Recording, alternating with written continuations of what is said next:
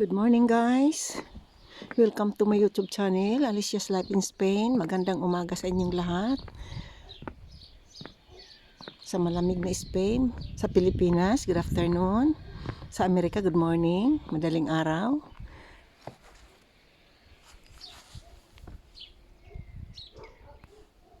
Sa Spain, good morning, malamig. May mga bago pa lang po. Sana mag-subscribe kayo.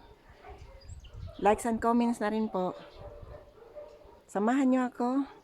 Sana mag-subscribe kayo para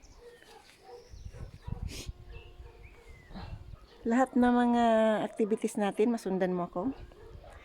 Lumabas ako guys kasi malamig masyado para akong nahihilo sa loob ng bahay. Kailangan ko ang init ng araw. Kaya lumabas ako. Samahan nyo ako. Nagki-clearing ako ng kahapon na pinigaan ng tangerine. Nagtapon ako sa basura. Samahan niyo ako po. Tapon tayo ng basura. Papakita ko sa inyo yung basurahan dito sa amin. Dati hindi ito dito linagay, doon yan sa unahan. Linagay dito. Pero okay lang, ang basura dito sa kanila ay malinis. Itong basurahan na ito ay every Sunday hinuhugasan. Kaya walang amoy dito ang basura. Kasi maintain talaga nila. Tuwing Sunday, may pumupunta dito, hinuhugasan yan. Hinuhugasan talaga as in hugas, may sabon. So ito, ang basurahan nila.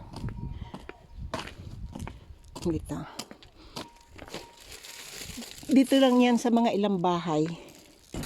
Apakan mo lang, hindi mo nahahawakan. Apakan mo lang, tapos magbubukas. Tapos wala siyang amoy. Ihuhulog mo lang itong basura mo. Diyan. Oh. Look. Makita mo ang basurahan nila. Walang kaamoy-amoy. Oh. Hinugasan yan. Sinasabunan, binabrush. Yan. Oh. Ayan, malaki. Yan ang basura. Dalawa pa lang ang itapon. Yan. Kasi nga, regular na kinukulikta at regular na hinuhugasan. Bitawan mo lang yan, magsasara na doon. Kahit hindi mo ito hawakan, pwede mo naman ito hawakan. Ganon, pero mabigat. Apakan mo lang dyan, oh. Magbubukas na, oh. Magbubukas na siya. So, ito ang basurahan nila dito. So, lumabas ako guys. Gusto kong araw, nahilo ako sa loob ng bahay. Masyadong malamig na dito sa amin. Kaya itsura ko, kabalot. Yan. Ito ang tapat ng bahay namin. Ito ay mga almond na hindi pinitas ng may-ari. Hindi na nila ito pinapansin. Tsaka hindi rin nila na-prune. Ganyan o, pinuprune o, walang diretsong katawan. Tingnan mo yung malaki na yun na napabayaan o. Kailangan mo akyatin. Dapat hindi inaakyat na eh. Yan. Nangahulog na kasi sobra ng hinog. Hindi sila namitas. Ang pinitas nila ay ano lang, iyan lang o. Mga olive. Pero itong almond hindi nila pinitas o. Ayan o. May mga bunga pa. Isa-isa pero bagsak na lahat yan, nasa puno na o. Ayan, may mga bunga pa rin pa isa-isa. The money's gone. Oh, thank you. You should have a SMS message. SMS means a text, doesn't it? Yeah. Yes, you should have a text message saying the money's there. Yeah. Good exchange rate today. 30 euros is over 1,700 pesos. Oh, really? Good. Thank you. Nag-send ng money sa Philippines. Pambayad ng wifi doon sa anak ko. Kami nag-ano ng wifi nila, babayad para may komunikasyon kaming hindi napuputol. So ito sa tapat ng bahay namin. Yan ang mga tanim namin. Ito sa kalsada dito. Yan ang mga olive trees namin papunta doon. Malapit doon sa may basurahan, mayroon pa. Oh. So itong kapitbahay namin, hindi sila nakatira dito, malayo. Pumupunta lang dito pag maintain. Pinatutubigan, pinuprune at namimitas ito. So Tapon lang akong basura guys. Tsaka kaya ako na lumabas. Ang purpose talaga ay magpaaraw. Nahihilo ako sa loob ng bahay sa sobrang lamig.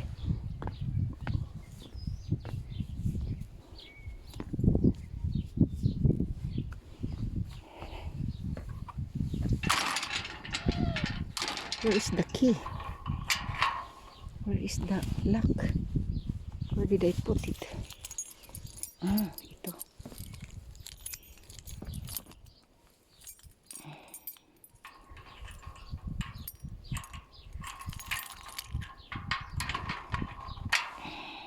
Yan. Ito tayo. Malamig pa rin kahit mainit. Yung simoy ng hangin nakakaano. Parang pumapasok dun sa utak ko. Ang last night, napakalakas ng hangin.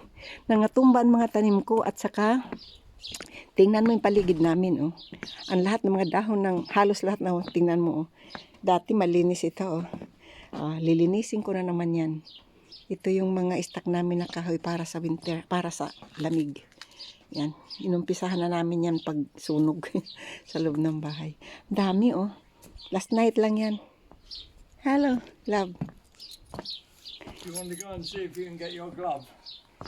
Okay. If you will go with me. If you got the other one, so they can match it, you know, they know what they're looking for. Ayan, punta daw kami doon sa kapitbahay namin na ninakaw yung gloves ko ng pusa nila.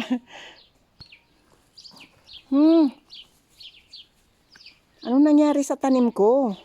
Kasi sobrang lakas ng hangin last night. So itong isa nabali, kawawa naman. Uy, nabali siya. Sa sobrang lakas ng hangin. Nabali at saka ito nagbaw.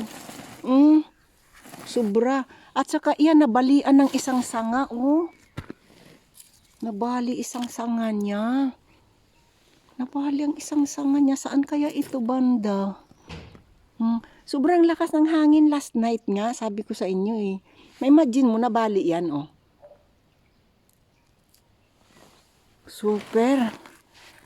Naririnig ko yung bahay na parang kawawa naman ang tanim ko na squeeze oh. Tingnan mo nangahulog itong ibang dahon oh. Sobrang lakas. Ito nga nabali talaga siya oh.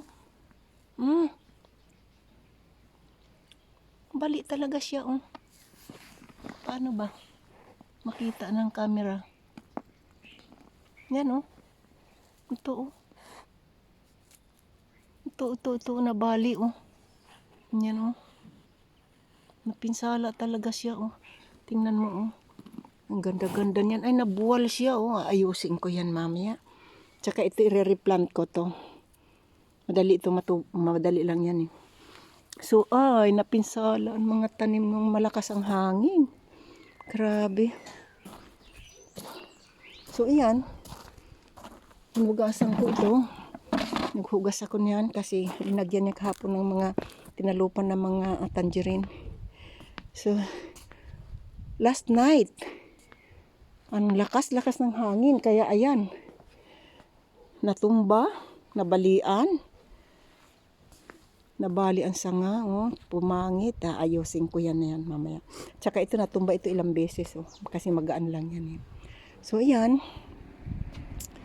Update ko sa inyo ngayon umaga activities namin po kasi malamig. Lumabas ako, nagpaaraw. Tapon ako ng basura. Doon. Tsaka pag hindi na ako busy, ito naman ang haharapin ko pagwalis.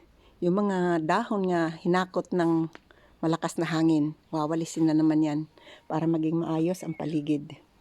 Daming matangay na mga dahon.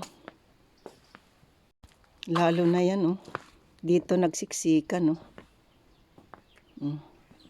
Delikado yan pag hindi mo tinanggal, pag fire hazard yan, eh.